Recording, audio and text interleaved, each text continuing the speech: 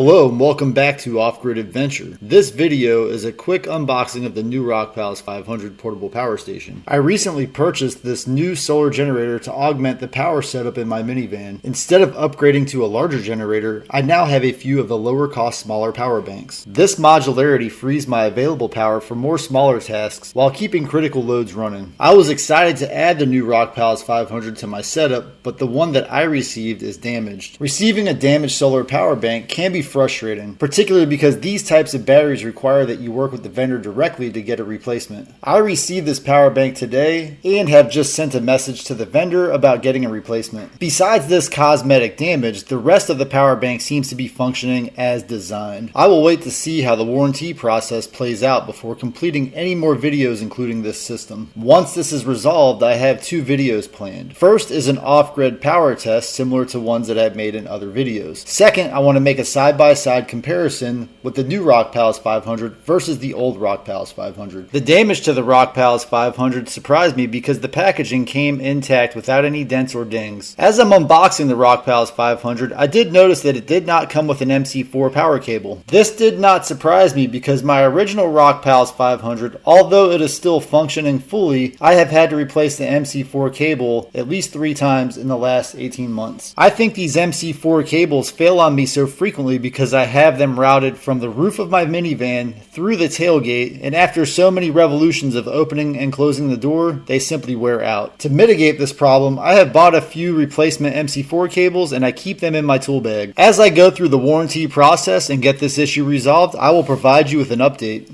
I look forward to getting this fixed so I can go out and do some real-world testing with the new Rockpals 500 versus the old Rockpals 500, as well as see how it runs with my mini fridge and other small tasks that I had planned for it. Thank you for watching my video. If you like my content, be sure to give it a thumbs up and subscribe to my channel. And I'll see you on the next adventure.